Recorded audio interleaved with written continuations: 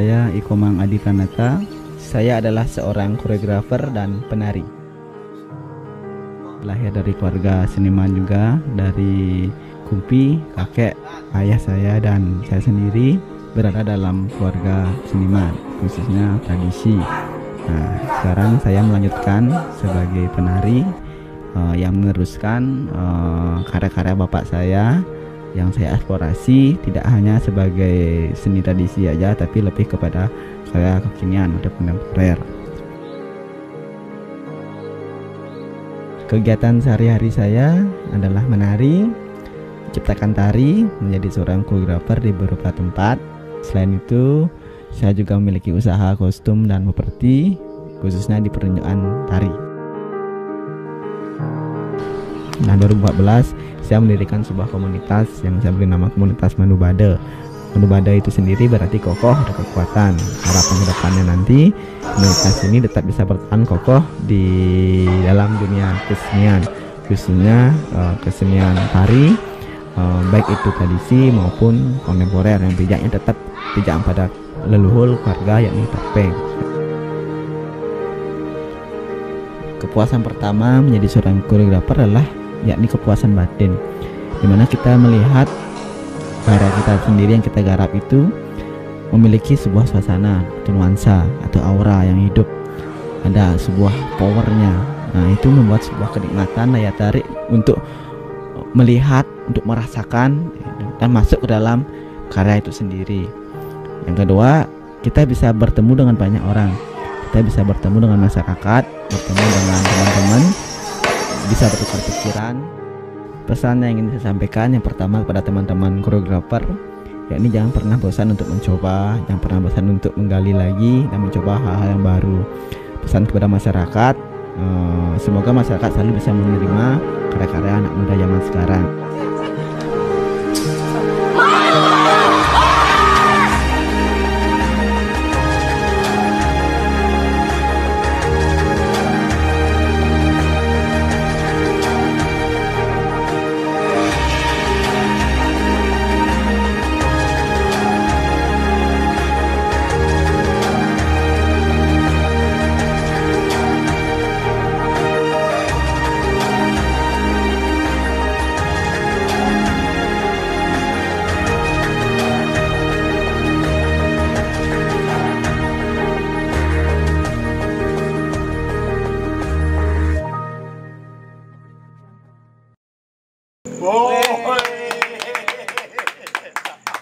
Karya-karya Ikomang ini sangat luar biasa, betul. sangat menginspirasi, terutama Tiang sebagai generasi muda juga sangat terinspirasi oleh karya-karya Ikomang.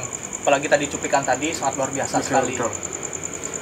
Oke, teman-teman, tidak lupa kami sampaikan juga kami di sini, keberadaan kami di sini dalam podcast yang diadakan oleh Umah Seni Kagaul Lestari Bali juga sudah melakukan sebuah proses inventaris. Bukan inventaris, sebelum ke sana kita membahas kesehatan dulu dong. Oh iya, betul. Betul. Kita juga udah sehat-sehat semua. Sebelum kita malu, ya. Mang udah jelas semua dong. Sudah negatif. Negatif, saya negatif. Jadi kita sehat. Bebas. Berarti kita bebas.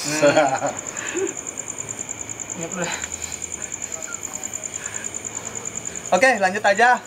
Ini dalam kesempatan kali ini kita Umah Seni mengadakan podcast ini juga yang setelah disampaikan oleh Om Bon, kita ingin menginventaris kesenian kita yang ada di Bali.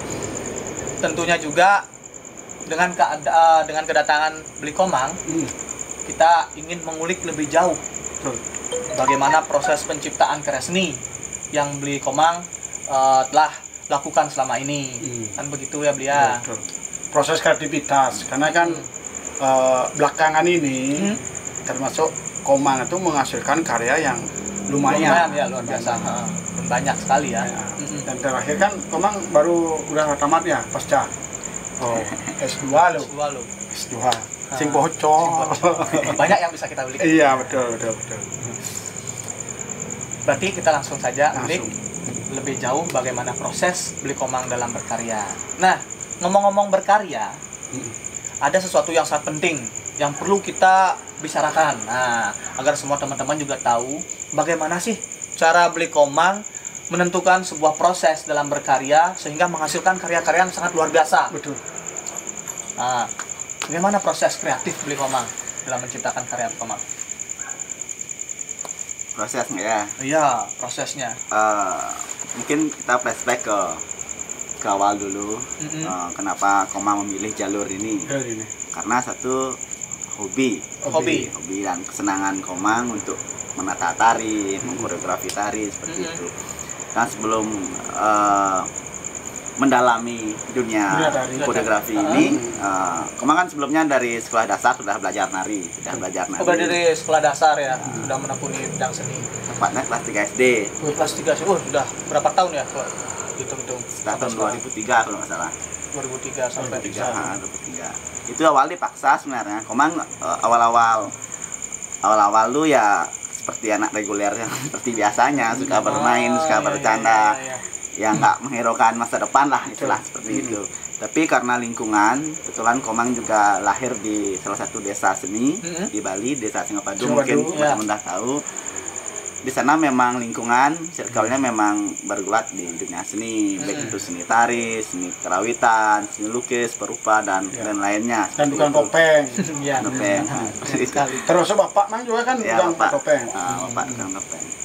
Nah, karena di lingkungan Komang, anak-anak di wilayah gang itu udah semua ikut sanggar, udah semua nari-nari di pura, udah ngaya, dan bahkan sudah sering mengikuti lomba kompetisi tari di luar perlombaan seperti itu. Dan satu Komang masih belum kesana arahnya gitu. Mungkin orang tua pada saat itu ya lebih lebih khawatir ya dengan Komang, kok ini anak ini berbeda satu dengan yang lainnya sangat antusias sekali belajar itu. Si Komang kok nggak mau belajar, akhirnya ada dorongan, ada sogokan dari bapak yang sangat mendorong sekali gitu.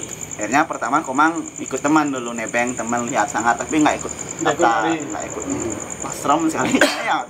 Kok agak gini ya, agak ngeri loh kan dengan tongkat gitu. Zaman dulu kan ada tongkat di sini ya, biar kita mesti batu tuh, wah berat sana sini sana. Akhirnya pulang. Bung milu singak dulu. Akhirnya keesokan hari dipaksa dan benar-benar dikasih omelan lah. Harus nari seperti itu. Ya sing nari kalau di tukang tombak ya nenah itu di sanggul ya lah gitu. Waduh, itu ya. Akhirnya mengiyakan. Akhirnya diantar sama bapak ikut salah satu sanggar di dekat rumah juga. Akhirnya ternyata pertama kali terjun itu, yang pertama Komang nggak ikut. Nah, yang kedua itu Komang datang ke sana tapi udah pakai kaman, sudah daftar, udah bayar. Nah, itu. Akhirnya di sana muncul ada sesuatu yang berbeda dalam artian kalau di lingkungan rumah permainannya hanya itu aja, dengan circle teman-teman itu aja. Tapi di sanggar ketemu teman-teman baru, game-game yang baru, permain-permain yang nggak Komang dapat di gang ini, dapat di sini. Akhirnya enak nyambung sama teman-teman di sana dan berkelanjutan. Jadi hobi. Jadi hobi, temu teman-teman baru, pentas di pura-pura ngayah juga gitu. Nah, setelah itu SMP sudah mulai masuk ke lebih spesifik lah, mencari guru-guru privat seperti itu. Diantar sama bapak, Komang sukanya dari apa? Dari jauh pak, gitu. Ya, diantarin sama bapak. Kebetulan bapak juga tukang topeng, pengrajin topeng. Bapak yang langsung topengnya. Jadi lebih percaya diri, makanya lebih percaya diri mainnya. Karya bapak. Gitu. Akhirnya setelah SMP sempat main musik dulu. Sempat manggung keliling-keliling main musik. Tapi aliran cadas, aliran background seperti itu. Karena lingkungan juga kan main musik, mang ngedek apa? Ngedek drum apa stick beli. Ya. Ngomong bisa drum loh. Main musik dulu, beli. Sempat manggung ke acara-acara resepsi. Multi-talent. Sing angka. Kalau nggak ada acara kayak sing ngomong. Nggak tahu, memang jarang dipublish ini. Nah itu. Main musik, manggung, alirnya kok gini. Ya, karena kan lingkungan juga beli banyak musisi-musisi saat itu di daerah kan. Akhirnya ikut tertarik, akhirnya main serius, main di acara sekolah juga gitu. Tapi di sana bimbang, nah mau kemana nih, mau akan fokus main musik apa melanjutkan dunia tari gitu. Nah karena Komang saat itu ya masih ngelah rasa, nah timbang rasa lah sama orang tua, Pak kene itu, Mang nari kena, ya itu bapak sama ibu di rumah kan. Akhirnya fokus ke tari, musiknya ditaruh dulu, teman-teman udah mencar juga, bandnya bubar. Itu sekolah di SMKI. Nama musiknya apa dulu, Bang? Nama bandnya banyak beli. Ada Devil Damnable dulu, ada Devil Damnable. Ya. Terus ada Victoria. Itu dua. Mantap. Dua yang aktif saat itu. Setelah itu SMKI ketemu kelas koreografi. Nah di sini dah mulai wah nih Bio, ini dah dunia saya. Nih Pok, ini keren ini. Sudah di sana artinya mulai ada ketertarikan. Pintu sudah mulai terbuka di dunia seni. Karena saat itu di dekade itu memang teman-teman seangkatan agak sedikit tidak terlalu banyak seperti sekarang yang fokus ke dunia koreografi saat itu. Jadi teman-teman lebih ke penyajian, lebih ke penarian lah, menarikan tari-tari yang sudah ada. Terus ini belum ada nih yang ngisi nih ruang koreografi ini saat itu. Akhirnya Komang lebih milih di sana, fokus di sana. Bahkan sampai setiap hari ke rumah guru koreografi dulu di Sanur, Pak Dek Sumriasa. Setiap hari ke sana belajar, riset juga latihan. Sampai beliau mengajak ikut gabung ke grupnya, sambil keliling-keliling juga main gitu. Di sanalah mulai ketertarikan, kecintaan terhadap dunia koreografer menggarap saat ini. Artinya perjalanannya juga sedikit sangat panjang. Berarti dari aliran musik. Cuman kan dari dunia musik ke dunia tari kan ada nggak jauh-jauh sekali. Karena kita juga ada di dalam dunia tari, kita main tempo juga kan. Akhirnya sampai ke dunia koreografi. Terus sama SMA lanjutkan? Sama SMA melanjutkan ke Isi Denpasar. Jurusan Senat Tasik. Oh, beda sih. Ya, awalnya memang agak sedikit salah jalur nih gitu. Awal-awalnya. Tapi ketika lama-lama saya nggak salah jalur, saya tepat ini gitu. Karena ketika kita berkarya keluar ke masyarakat, kita menghadapi namanya karakter yang berbeda-beda, suasana dan kondisi lingkungan berbeda-beda. Komang nggak dapat di dunia penciptaan itu, ternyata Komang dapatnya di dunia pendidikan. Karena ada karakteristik kembang peserta didik. Jadi ada ilmu karakter di sana. Jadi gitu. Makanya Komang sebelum ngelatih ke satu tempat, Komang pasti survei dulu, survei ke lokasi, mungkin selama beberapa hari di sana riset dulu tentang sejarah yang akan digarap, tentang kearifan lokal yang ada di sana, berbaur dengan masyarakat, apa sih yang disukai oleh masyarakat di sana, apa sih yang disukai oleh teman-teman di sana, dan yang nginep di sana. Ketika dapat risetnya ini, baru Komang bawa pulang, Komang garap lagi di rumah. Setelah jadi, kirim ACC, baru eksekusi. Baru proses. Gitu sih. Ternyata nggak salah nih, ternyata banyak sekali hal yang didapat di S1 itu di Senat Tasik di pendidikan, selain karakteristik seperti itu. Lanjut ke S2 penciptaan. Jadi di sana ada metode penciptaan yang Komang nggak dapat di S1 ya. Jadi ada metode teori yang sangat penting sekali. Komang rasa ini pakai pegangan bekal yang dimana dulu SMK udah dikasih udah diberi cuma pendalamnya lebih di pasca sarjana ya, betul. Karena Komang kolaborasikan antara metode penciptaan dan dunia pendidikan ini, sehingga kemet jadi kan ya. Artinya di dalam proses kita berkarya, kita dapat dengan audien kan, atau dengan anak didik. Itu kan perlu juga kita menguasai bagaimana karakter daripada anak didik kita yang akan diajar. Ya, yang kita akan menuangkan proses karya itu. Biar tidak seperti gini, misalkan satu contoh ya, skill kaliannya Angga, kaliannya Komang itu kan beda. Ketika kita mengajar ke masyarakat, disuruh mengajar modelnya bukan dunianya tari, bukan dunia tari. Jadi kan perlu kita melihat, bahannya segini, berarti gerak kita harus kita kasih yang batasannya segini. Tidak sama lah dengan apa keahlian yang kita miliki, dan karena kita proses di dunia akademis kan gitu. Dan ternyata ketika Komang terjun itu ada sebuah kenyamanan. Itu paling penting Komang cari dulu. Betul. Kenyamanan antara Komang dengan mereka dengan kita. Seperti itu. Ketika mereka akan nyaman, semua akan cepat diresapi, akan cepat jadi, proses menjadi menarik, menjadi persahabatan lah. Karena Komang tidak mau menjadi jarak, membuat jarak antara mereka. Jadi Komang ingin berbaur, kita proses bareng-bareng, kreativitas bareng-bareng. Tampil habis tampil tuh kita seperti sahabat dan berkelanjutan. Jadi ketika next ada project lagi atau acara desa lagi, pasti diundang lagi gitu. Jadi berkelanjutan menjadi pasawitra din ya. Karena kan dia nyaman. Kita suka. Ketika Mang di masyarakat, Mang merasa nyaman dengan lingkungan, begitu sebaliknya dia pun juga nyaman dengan kita ngelatih di sana kan gitu. Berarti penting juga dalam proses berkarya berarti penting adanya sebuah kenyamanan, pemahaman karakter. Yang itu penting emang ya. Artinya karakter daripada si anak didik kita. Yang udah beda, beli ngajar di daerah gunung seperti ini, ngajar daerah bukit seperti ini, ngajar daerah pesisir seperti ini. Beda-beda karakter banget. Berarti Mang kan sudah hampir seluruh Bali dah. Ya, Bali udah. Berarti kan karakter masyarakat kita kan berbeda-beda, biarpun kita satu rumpun Bali itu misalnya. Orang di Karangasem, orang di Badung, di Denpasar, di Bali, pasti pola pikirnya beda. Ada juga dalam proses pencernaan ilmu yang kita kasih. Karena ini dunia tari ini kan berhubungan dengan skill kan. Benar. Orang tidak punya skill kita ajar kan harus perlu ada triknya ya. Ada trik dan ada metode. Karena berarti dalam dunia tari tidak hanya metode pembedah karya aja. Metode pendekatan kepada audien atau kepada didik pun perlu kan itu Mang. Satu poin. Benar. Berarti ketika mau proses berkarya harus juga mempelajari karakter daripada anak sendiri. Mantap ya Mang ya, betul. Keren sekali. Keren tuh.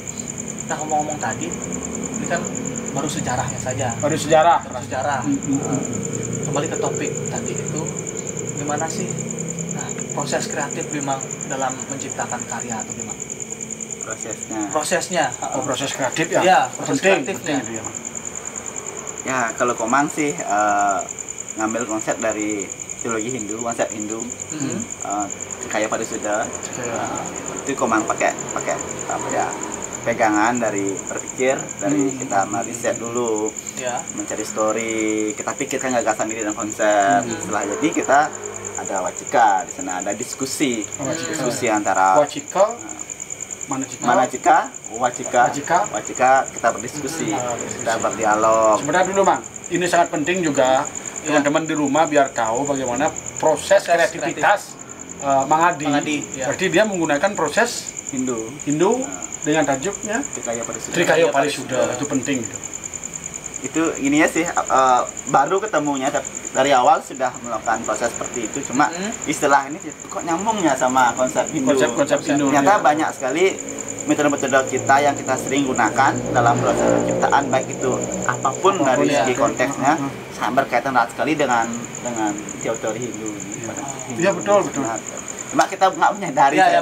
Gitu. Karena mungkin begini Mang, ketika kita berkarya kita selalu mengacu kepada teori-teori luar gitu. Padahal teori-teori di kearifan lokal kita ini sangat kaya sekali. Dan kadang-kadang apa yang kita miliki teori daripada di kearifan lokal ini cuman beda istilah atau beda kalimat aja kadang-kadang. Iya. Gitu ya. Nanti dari sana memang ya. Coba sekarang lanjut Bang dari Manocika ya, berpikir gagasan, konsep, ide. Setelah itu kita bawa ke wacika, yakni diskusi. Dialog, sharing dengan teman-teman, baik dengan penari, dengan komposer dan lain-lainnya. Kita sudah sip, sudah banget ini. Baru ke ini kaike, action. Langsung eksekusi.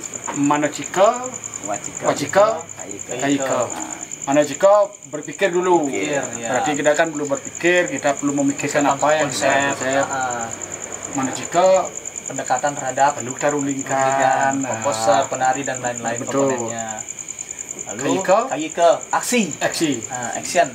Berarti hampir mirip dengan Maukin ya. Mirip beli. Makanya ini salah satu contoh.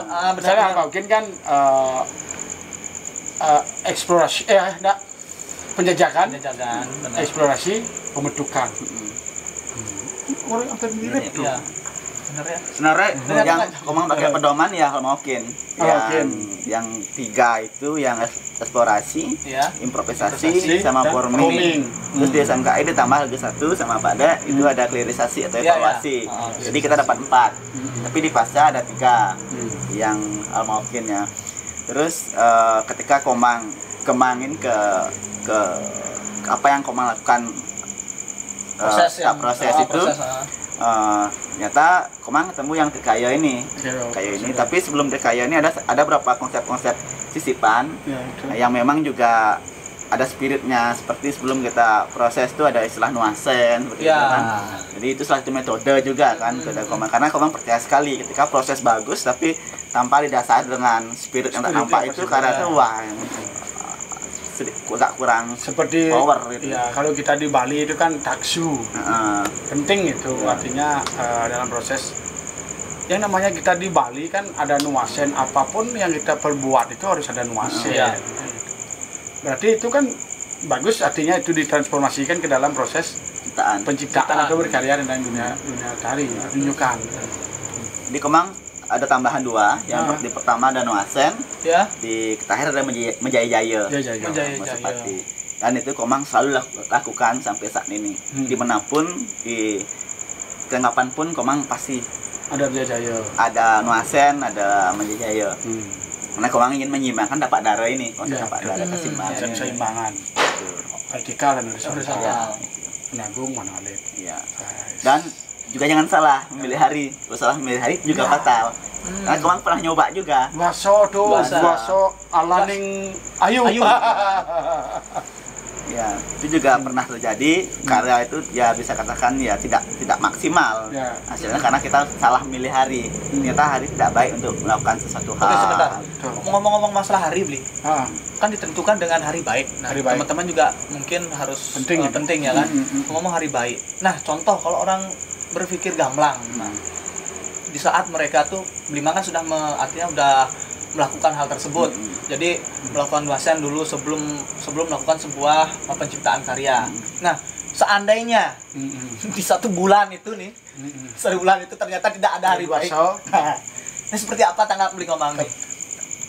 Jarang sih, Komang jarang sih nggak ada hari baik. Pasti ada aja. Karena di Bali tiga gini ya. Kalau Bli Mang pribadi, plan dasar 3, ada pasah, batang kajang. Jangan ngambil pasah. Kuncinya itu 1. Teman-teman jangan ambil pasah, teman-teman. Apapun itu. Iya. Mau belanja di pasar sing luwung. Ngale balian pasar sing luwung. Balian sing mau buka ya. Kalau pasar balian sing mau buka tutup, Bang. 1 aja lung pasah. Alih beguling. Beguling pasah. Beguling pasah dia. Oh, mantap tuh. Berarti seperti itu ya. Hari baik penting itu, betul. Hari baik. Apapun yang kita lakukan yang namanya kita memulai kegiatan. Makanya kita kan di Bali ini kan sudah kita dari kecil sudah ditanamkan untuk duaso itu. Jangankan kita membuat sebuah karya, tanaman aja kita harus cari duaso biar misalnya kalau kita nanam buah-buahan biar bagus. Makanya ada puluh bunga kalau gantung. Ketika sudah menghasilkan kita persembahkan. Makanya ada aturan puluh bunga kalau gantung. Berarti di dalam proses Komang berkarya selalu mengkaitkan dengan ke dunia agamanya. Ajaran agama. Ternyata saya sangat setuju itu. Saya sangat setuju itu dengan ya semakin ke depan ya mungkin ya mentalitas berkarya Bli ketemunya di sana. Betul. Padahal tidak dalam menyeting dari awal harus seperti ini. Itu memang secara alami terjadi dan alami kita harus ketahui. Ini lagi 1 Bli Mang. Jadi sekian karya yang Bli Komang dah ciptakan, tentunya pasti ada sebuah hambatan. Nah, banyak teman-teman kita juga yang selalu berpikir, harus geraknya seperti ini, harus gini. Selalu gerak yang jadi acuan dalam berkarya, sehingga karya itu terlalu molor. Banyak waktu yang terbuang. Sudah membuatkan karya atas gerak dalam konsep tersebut. Setelah ini lagi goyah, nggak bagus ini. Selalu berpikiran koreo itu tidak bagus. Nah, mungkin Beli Komang juga bisa memberikan sebuah motivasi ya. Bagaimana cara Beli Komang mengembalikan rasa percaya diri terhadap sebuah gerak tersebut. Jadi kan memang gerak itu nggak ada yang jelek kan gitu Beli ya? Satu nggak ada yang jelek.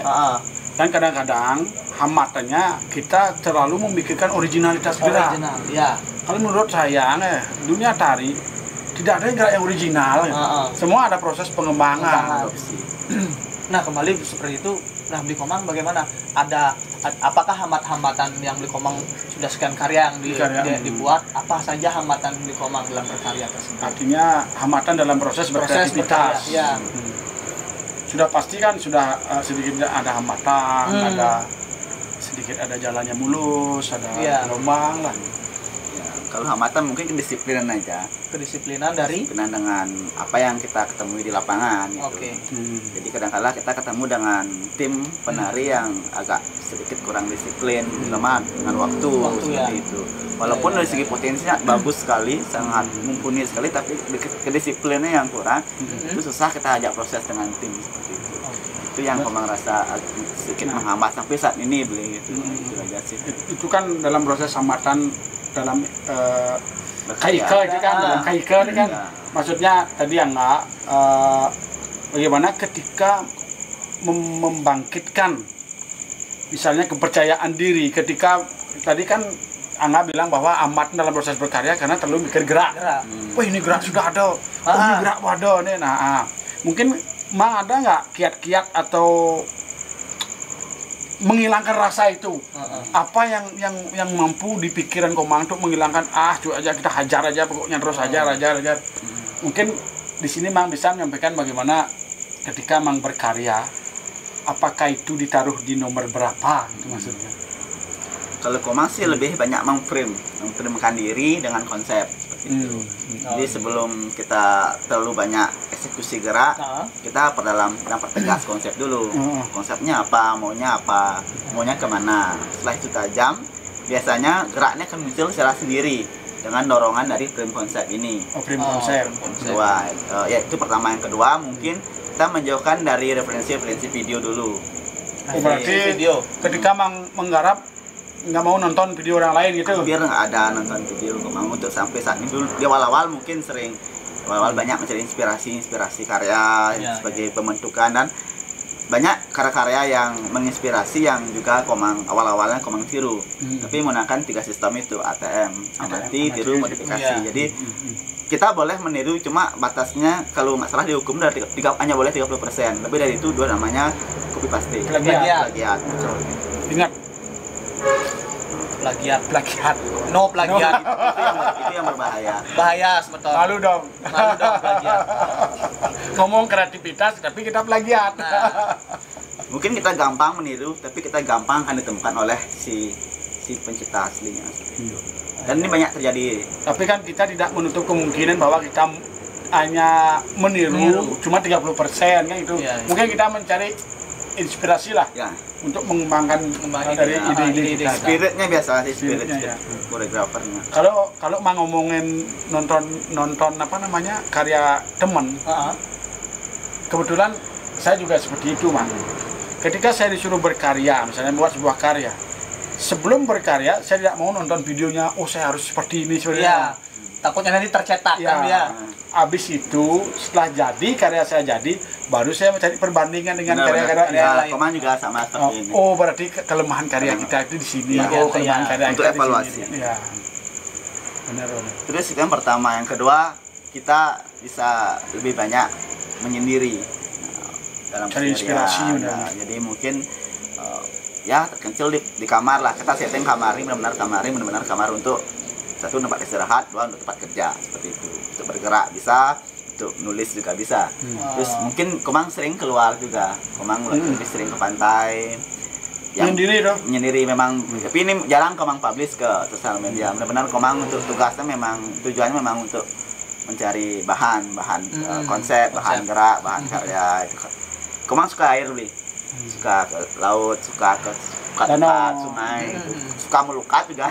Air ini suka melukat juga. Berarti Mang spiritualan kemana ya? Lama-lama Mang di sana. Air akhirnya suka beli karena apa ya, karena mungkin sudah menyadari itu karena COVID. Kalau nggak COVID agak kurang ini sih, kurang intens sekali untuk melakukan hal-hal spiritual itu. Sekarang ngubar-ngubarin jadi gitu. Modelnya banyak survei ke beberapa tempat yang di modelnya diperbincangkan bagus, pura tempat pelukatannya Komang ke sana gitu. Atau enggak ngarap misalkan ajar di satu tempat. Komang pasti tanya ada tempat ini enggak, tempat pemandian, persiraman, pelukatan gitu. Akhirnya sana melukat, membersihin diri, minta izin biar dilancarkan ke depan proses seperti itu. Itu penting sekali untuk pikiran, karena kita mumat kan, kita mumat, kadang juga stres kadang-kadang kan gitu. Akhirnya salah satu caranya adalah menyendiri, mungkin bisa berdiskusi dengan yang vertikal lah. Terus ketika Mang terus ngomong menyendiri, bagaimana nasib pacar Mang? Nah itu Li, kan bingung juga. Kan sekarang bingung juga. Menyendiri. Terus Mang tinggal menyendiri. Itu bagaimana nasib si pacar Mang? Udah lama hasilnya jomblo. Oke teman-teman, ngomong-ngomong jomblo, Beli Komang ini kan berhubung jomblo. Nanti teman-teman bila ada yang jatuh cinta, rasa ininya bergetar gini, nanti bisa dilihat ya. Ini kontak-kontaknya Beli Komang di sini ya. Belum ada niat untuk serius ke itu dulu, nggak tahu Li kenapa. Belum waktu. Karena sudah terlalu banyak disakiti atau gimana? Pernah disakiti Mang? Pernah Bi. Ya pernah. Aduh. Gara-gara pernah disakiti atau memang lagi fokus terhadap karya seni atau bagaimana? Tahu juga kayaknya ya antara dua, fokus sih pasti harus fokus karena seimbang ya. Kerjaan itu harus memang difokuskan, nggak boleh nggak boleh disampingkan. Apapun itu harus benar fokus selesaikan. Nah, masalah percintaan ini memang sudah belum ada niat untuk serius, fokus untuk itu dulu gitu. Tapi keinginan untuk mencari teman pasti ada, cuma belum ada yang klik. Sedangkan ada yang klik tapi dianya nggak klik gitu kan, nggak boleh seperti itu kan. Harus adanya ketertarikan antara dua belah pihak ini. Ini ada satu Mang, ada satu yang sangat penting mungkin dalam proses berkarya. Seorang kreator itu, misalnya seorang koreografer kan pasti memiliki rasa idealismenya berkarya kan gitu. Ada idealisme untuk mengungkapkan atau menuangkan sebuah karya. Ketika kita diadakan dua pilihan, satu karya pesanan dengan memang karya, pasti ada benturan di dilema dalam pikiran kita bahwa ini karya kita nih, sedangkan di dalam batin kita tidak mau membuat seperti itu misalnya. Tapi jujur aja kebutuhan cuan. Bagaimana? Sekarang di sinilah bagaimana pendapat Mang ketika seorang kreator itu dihadapkan dengan cuan dan idealisme. Boleh permisi dulu deh, kencing dulu. Oh silakan. Enggak mengencang. Nah, bagaimana Mang menyikapi? Saya yakin itu seorang kreator itu pasti siapa yang tidak perlu cuan kan. Tapi kan idealisme kita berkarya juga, karena disinilah dibutuhkan sebuah trik atau sebuah metode tersendiri. Inilah metodenya daripada si kreator ini, metode terselubungnya di sini. Mungkin Mang bisa berbagi kepada teman-teman apa yang bisa dilakukan gitulah kiat-kiatnya. Ya kalau Komang yang sudah berjalan, Komang mungkin dari perspektif satu dulu Belia. Komang selalu menggabungkan tiga hal ini juga. Yang pertama pasti idealisme. Idealisme itu ada kepuasan, keinginan, kreativitas di sana kan. Terus yang ketiga ada hasil, ada modelnya, ada materi, ada profit di sana. Nah, jadi ada tengah-tengah yang menjadi pelekat. Pelekatnya adalah sebuah kreativitas di sana. Di sini ada idealisme, keinginan, gagasan. Penting ini Mang, sampai kepada teman-teman Mang. Idealisme, gagasan. Di sini di pertama. Terus ini kita juga butuh materi. Kan? Kita butuh profit di sini. Ada pelekatnya, kreativitas. Oh ya, antara idealisme dengan materi ini harus ada penyambung. Biar nggak terbebani kalau kita beban dengan proyek ini lebih baik jangan ambil, biar nggak menjadi penyakit dalam diri seperti itu. Jangan sedot, jangan ada. Iya, gitu. Jadi kita nikmati. Bagaimana caranya kita menyikapi bahwa ini karya pesanan yang juga masuk idealisme kita Dan kesenangan kita. Seperti itu. Jadi Komang kolaborasikan 3 hal itu. Makanya setiap proyek, entah itu pesanan, entah itu karya idealisme, itu nyambung semua dan berkelanjutan. Itu dari perspektif yang pertama. Perspektif yang kedua, itu pasti punya rumahnya masing-masing, Beli. Kalau Komang biasanya dimana kita harus ruang idealismenya dikeluarin, dia ada pasarnya juga, dia ada space-nya yang berbeda. Dimana karya pesan itu juga ada pasar yang berbeda. Jadi kadangkala 2 hal ini berjalan beriringan. Kalau hanya satu aja tidak akan berjalan, Beli. Seandainya kita menjalankan idealisme kita akan lemah di perekonomian. Betul, kita nggak bisa maju, nggak bisa kemana, bahkan kita nggak bisa berkarya karena nggak ada dukung support ini, materi ini. Tapi ketika kita berjalan satu sisi aja untuk kepentingan hasil aja, kita juga akan beban karena kita terus mungkin intervensi dari lembaga-lembaga yang menugaskan kita untuk membuat sebuah proyek seperti itu. Kita nggak bisa bebas di sini. Akhirnya cara yang kedua adalah menyimbangkan. Ada pasarnya, ada pelekat ya. Iya, ada pasarnya keduanya ini. Gitu. Kadang-kadang bisa menjadi satu. Misalnya Nangka mesen karya, Limang bisa nggak buat karya untuk acara seperti ini, konsep seperti ini. Ya, Komang pelajari dulu konsepnya. Konsepnya kayak ini nyambung nih dengan keinginan kita, dengan kesenangan kita, yang suka kita masuk ini. Itu kita kirim lagi di ACC. Yuk kita kerjasama jalan. Di hasil dapat idealisme kita jadi jalan seperti itu. Ketika rasa idealisme sing nyambung, biar caranya. Iya, itu jangan sampai terjadi seperti itu. Nah, seandainya nanti ketika dapur sudah ngebul terus, misalnya sudah dari memadai segi, lah. Ya, dari segi ya kantong sudah lumayan, materi dari segi konsep ini kan ada Dharma, Kamo, Harta, apalagi satu beli Moksa. Moksa satu kan, ketika ini kamu ini kan keinginan, kreativitas, idealisme. Harta ini adalah hasil. Ketika hasil sudah terpenuhi, kita ya harus idealisme untuk ke depan. Betul. Ketika udah semua kita sudah harta ini sudah benar-benar berarti mensejahterakan kita. Berarti idealisme maju. Gitu. Ketika idealisme muncul, berarti kantong sudah tebal. Iya, itu rahasia nanti. Kalau kantong tipis, tidak bisa ngomong idealisme. Bener. Soal akal juga. Iya. Benar.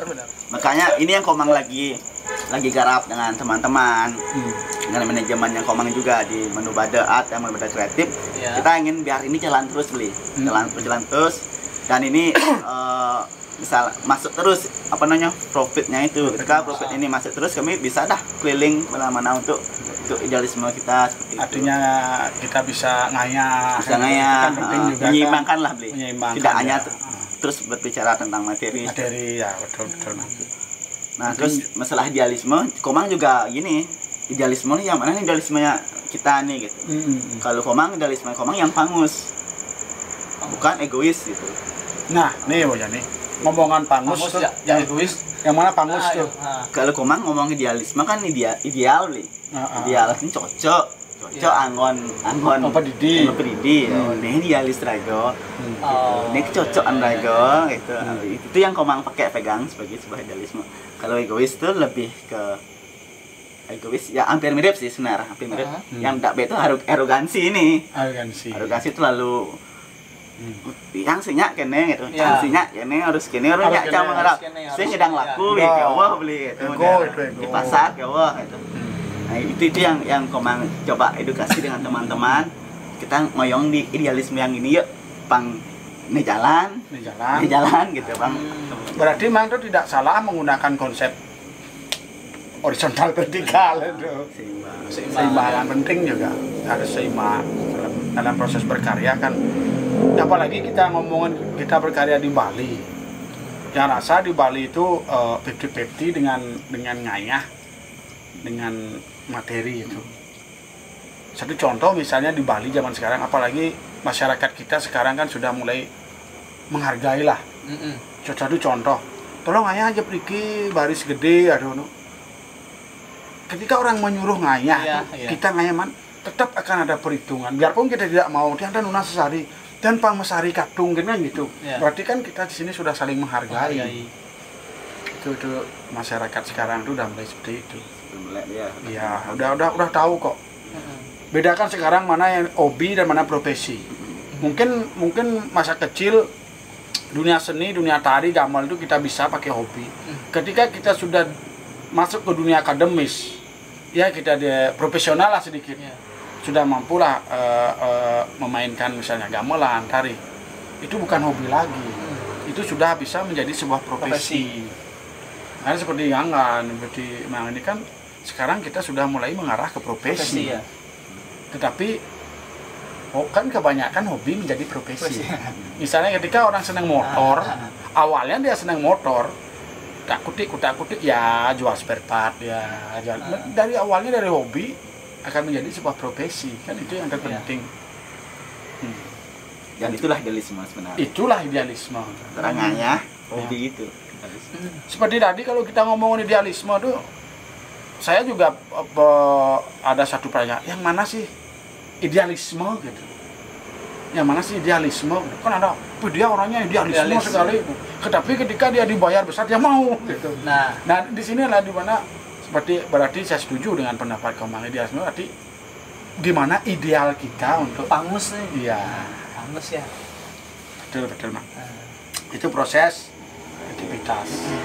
Mungkin ada mungkin kalau mumpung dia di sini tadi itu mungkin ada pakai pembelajaran juga untuk belajar juga untuk teman-teman di rumah kan. Di sini kan bukan kita menggurui ya, maaf teman-teman ya. Di sini kita bukan menggurui, di sini kita sekedar sharing, berbagi pengalaman. Mudah-mudahan ini bermanfaat bagi teman-teman di rumah ataukah kita di sini kan gitu. Seru-seru ya. Iya. Nah, apa pertanyaannya Bega? Ngomong-ngomong gini tuh, sekian tahun Beli Komang berkarya kan gitu kan. Kalau dihitung-hitung 20 tahun lebih gitu loh. Nah, jadi hambatan sudah tadi kan. Betul. Udah ada hambatan-hambatan. Hambatannya. Lalu di mana letak kenikmatan Beli Komang di saat berkarya itu sampai 20 tahun bisa tetap aja. Tapi dengan, dia kan tergolong muda kan. Dia kan sinias muda ini. Tapi dia melihat track recordnya atau karya-karyanya banyak. Hampir bisa misalnya musim ngerupuk kan bisa sampai sing 85. Bisa setiap banyak sekarang dah titik jenuhnya. Apakah ada titik jenuh? Titik jenuh. Sekian kali berkarya kan aktif plak masa pandemi. Berkarya susah, semua terbatas. Nah, letak jenuhnya di mana? Apa yang bisa dilakukan? Terus seperti yang katakan tadi, kenikmatannya. Iya, betul. Kan harus ada nikmat itu. Sensasi. Saya tahu nikmatnya. Menyendiri. Iya. Ini dia. Mungkin nanti podcast kedua ada nggak pasangan nggak? Makanya kenikmatnya menyendiri, makanya sampai sekarang menyendiri. Berarti dia zona nyamannya sendiri. Betul nggak, zona nyaman sendiri? Ya, lebih enak, bebaskan. Gimana Bang yang tadi Bang? Ya mungkin kalau titik jenuhnya saat kita diam tidak bergerak itu jenuh sekali sebenarnya, karena mungkin kebiasaan Komang lebih senang senang aktif ya, senang lebih ngecak seperti itu. Jadi ketika diberikan kesempatan untuk diam ini agak itu di sana titik jenuh biasanya. Kebiasaan sudah ketemu dengan teman-teman banyak, proses kreativitas itu sekarang buat pandemi seperti ini benar-benar jenuh sekali dan benar-benar membuat gangguan mentalitas. Nah, selama pandemi otomatis udah jenuh nih. Jenuh ngoyong. Jenuh ngoyong. Udah apa aja yang dilakukan sehingga bisa menghilangkan rasa jenuhnya itu? Mungkin kenikmatan dulu ya mungkin. Iya, ada yang nikmat tadi udah. Gimana mungkin jenuh kan sudah jenuh karena diam pasti jenuh. Iya. Kenikmatannya ya karena kenapa nikmat? Karena setelah proses kita ketemu orang-orang baru nggak? Orang baru, tempat-tempat baru, kearifan baru yang benar-benar kita dapat belajar di sana. Jadi kita buat karya di mana, di daerah A misalkan. Jadi kita ketemu orang-orang yang fresh, terus kita dapat belajar dari mereka. Nah, karena Komang nggak mau hanya hanya menguntungkan satu pihak aja. Jadi Komang juga harus mendapatkan sesuatu dari proses ini, dari riset ini, apa yang Komang bisa gali gitu. Jadi akhirnya Komang selama sebulan misalnya nginap di sana, banyak hal yang Komang dapat seperti itu. Satu, teman-teman baru, edukasi baru, terus hal-hal apa saja yang ada di sana, mungkin kulinernya, mungkin tempat wisata, mungkin itu tempat melukatnya, ya sejarah iya kan penting ya, karena ya spiritual harus ini bukan gini ya, bukan kiriman hewan ya, senang mendapatkan luxury-nya di sana. Setelah itu, makanya ya berkelanjutan, benar-benar tidak jenuh misalkan gitu. Itu sih berarti benar juga yang dikatakan Komang, kalau kita dalam proses berkarya, bagaimana rasanya membunuh kejenuhan itu. Itu jangan sampai kita merasa jenuh. Kalau kita nanti takutnya ketika kita jenuh, stuck gitu, jadi kreativitas kita tidak akan muncul. Iya benar. Gimana rasa? Saya yakin loh, semua orang pasti pekerjaan apapun yang kita ambil pasti ada titik jenuhnya. Nah disinilah tantangan kita untuk melawan rasa jenuh itu. Gitu. Misalnya seperti sekarang aja, seniman tidak pernah kehabisan akal. Ketika seniman di stop, roh kita berkesenian itu kan keramaian. Sedangkan sekarang itu tidak boleh keramaian. Tapi seniman tidak mau ketinggalan kreativitas. Makanya berkarya melalui virtual kan gitu, Mang. Melalui video lah, telekonferensi. Sudah banyak juga kan teman-teman yang mengadakan hal seperti itu. Dan ada juga, Mang, saya ingin tahu dari sekian karya Komang, karya yang mana Komang yang paling berkesan, spesial lah, yang ada dokumennya, biar nanti kita bisa tampilkan kepada teman-teman bahwa oh ini karya saya. Siapa tahu, kita kan tadi kan kita ngomongan biografinya sudah. Sekarang coba kita masuk dalam karya. Boleh. Biar kita bisa pakai perbandingan lah, atau pakai pembelajaran. Iya benar. Saya yakin dari 10 karya atau 20, 50 karya, ada satu karya mungkin Komang karya itu yang sangat berkesan bagi Mang. Feel-nya beda. Ya gitu beda. Misalnya karyanya paling dia berkesan mungkin saja apa itu Obiana. Baru kemarin ini menggarap sampah benar. mungkin kan ada kalau Komang yang lampah ini kayaknya ini ya. yang terakhir ini yang baru-baru ini kan ada kan dokumentasinya ada. Biar kita nanti bisa kasih cupliknya sedikit bahwa lampah ininya seperti ini. Kenapa kok bisa Komang menemukan suatu yang lain di lampah ini itu? Itu proses itu proses yang kedua memang lahiran dari dalam banget.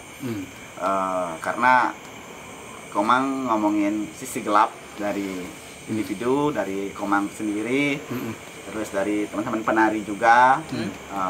Kita mencoba berdiskusi sisi gelap dari kita sendiri, karena dalam hidup ini kita pasti memiliki track record yang buruk. Terus ada juga yang baik. Nah, yang buruk ini kita coba angkat kembali, tapi kita buang. Kita singkirkan jauh-jauh untuk hidup ini bisa lebih ringan, bisa lebih fresh, gitu, bisa lebih baik. Sedangkan pengalaman yang baik itu kita angkat kembali, kita tidak buang tapi simpan dalam hati ini sebagai sebuah motivasi diri dan vitamin hidup. Itu yang naikkan imunitas tubuh. Lampah ini Komang ingin sampaikan dalam karya lampah itu sebenarnya. Apa di lampah ini, teman? Lampah ini perjalanan, Perjalanan. Lampah laku. Lampah ini Komang ibarat sebuah perjalanan kita. Awalnya Komang ini karya solo sebenarnya, judulnya Remember dulu. Remember, proyek solo. Setelah itu ingin mencoba untuk berdialog lagi dengan ini kan kalau ngomongin misalnya hal-hal yang buruk kan privasi banget ya. Itu Komang ingin mencoba berdialog dengan tubuh, bahasa tubuh. Terus dengan pengungkapan energi negatifnya dengan meditasi gerak, dengan meditasi tari. Kemarin Komang coba garap workshopnya dengan teman-teman UKM Kisna Nunud. kebetulan Komang lagi aktif juga di sana, coba riset dengan anak-anak, akhirnya bisa. Jadi Komang ketemu, oh ini anaknya masalahnya sekian persen gitu, ini problemnya sekian, oh ini anaknya bahagia sekali dalam hidup nih. Jadi Komang bisa modelnya Komang coba tangkap, catat, coba kita tuangkan gerak. Seperti itu. Keren tuh Lampan ini. Yang pernah nonton sedikit. Antara dialognya Komang dengan dialognya mereka, Komang lebur jadi satu. Jadi ini penting sekali sebenarnya, karena jarang sekali kreator yang apa ya, yang secara vulgar mengungkapkan secara visual hal buruknya, hal negatifnya. Pasti yang baik-baiknya jadi diumbar ya. Hampir semua seperti itu. Seperti medsos lah. Di Komang ingin melepas itu beli. Ya. Kalau kita simpan akan jadi beban. Apalagi pas pandemi ini benar-benar kita benar-benar diam sekali, di sana kita bisa introspeksi diri. Komang catat itu, ternyata selama ini kita sudah ngelakuin yang seperti ini, hal seperti ini, kata ini nggak baik, tak benar, ini merugikan, ini merusak. Tuh, kalau kita ingat kembali kan down beli, lemah nih, kita ulang kembali, lihat dokumen foto-foto lama, banyak hal yang kita lakukan, yang perlu kita lakukan lagi, hal yang memiliki energi positif. Komang gabung, lebur, jadi Komang kasih tagline lampah seperti itu. Lampah itu perjalanan. Terus ininya? Nah, kebetulan pertengahan progres, kami kekurangan biaya produksi. Karena kan butuh media rekam, biaya latihan dan lain-lainnya seperti itu. Akhirnya datanglah yayasan mau mensupport kami dari produksi seperti itu. Akhirnya, tapi ada sebuah persyaratan khusus, harus berkolaborasi dengan Arini, dengan Ibu Arini seperti itu. Karena sebelumnya yayasan sudah ke sana. Terus ketemu Bapak, wawancara Bapak, dan ketemu juga Komang gitu. Dan mereka lihat, oh ini Komang penari ya, mau nggak gini kolaborasi dengan ini. Nah, kebetulan Komang ada proyek ini, Komang coba jelasin konsepnya, diterima. Akhirnya Komang ke Ibu Arini dan jelasin konsepnya. Ibu juga sama dan setuju sekali dengan konsep ini. Itu. Nah, Ibu juga punya konsep. Ini Arini juga punya konsep, ini tentang proses metode pengajaran dahulu yang dikemas secara modern. Seperti sekarang seperti itu. Nah, digabunglah antara Lampah ini. Adalah karya panjang berdurasi aslinya 40 menit. Aslinya cuma ditayangkan selama 20 menit. Itu ada sistem editing, di tapping di media virtual. Nah, sebelum kita lanjut, teman-teman di rumah biar tahu, kita akan saksikan dulu karya Mang Adi yang dengan judul Lampah Nini.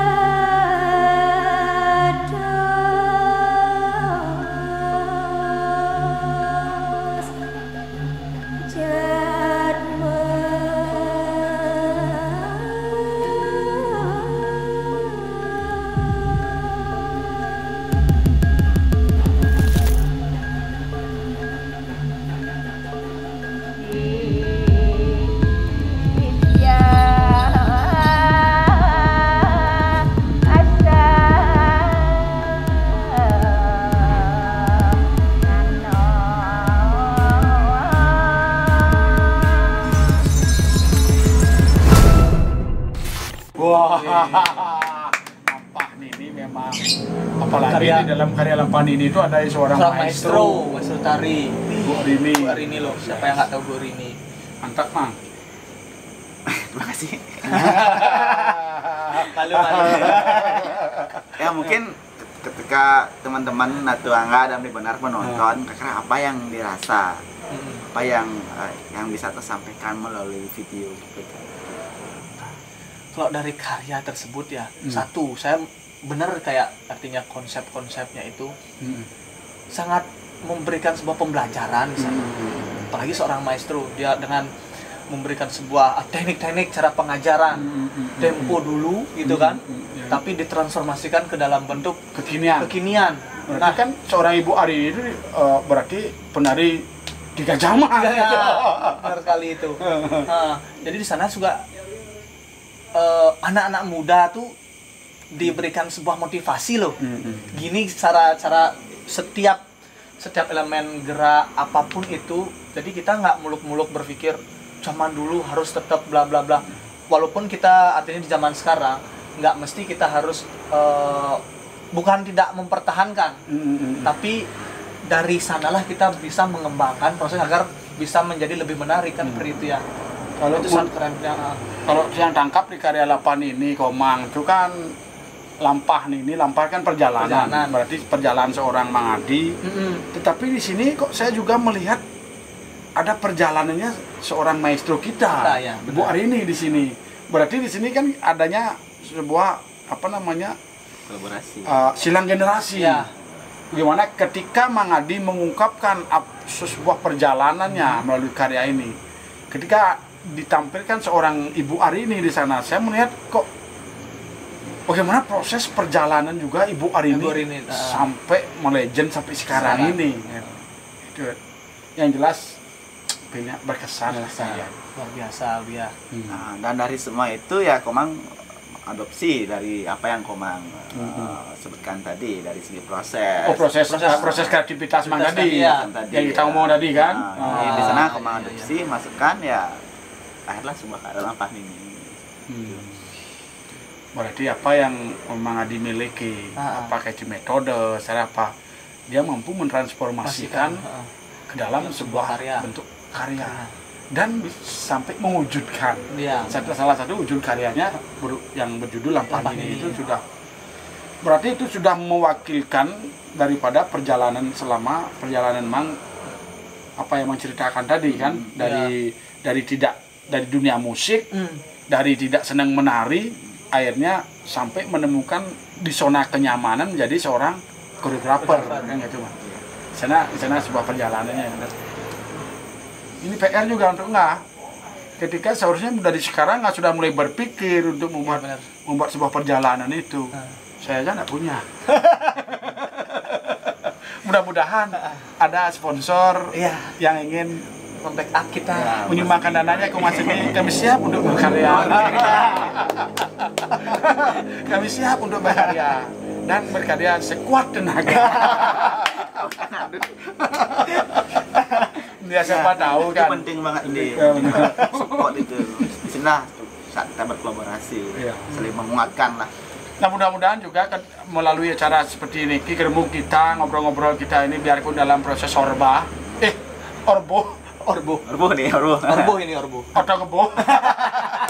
artinya siapa tahu makan tadi ada perekat mungkin antara Manubada dengan umat seni. Perekatnya apa? Karya mungkin ya. Next suatu saat nanti kita bisa berkolaborasi membuat sebuah karya. Karena jujur aja Mang, mumpung kesempatan di sini saya juga ingin menyampaikan bahwa adanya umat seni ini, kita tidak hanya ngomongin tentang dunia berkesenian saja.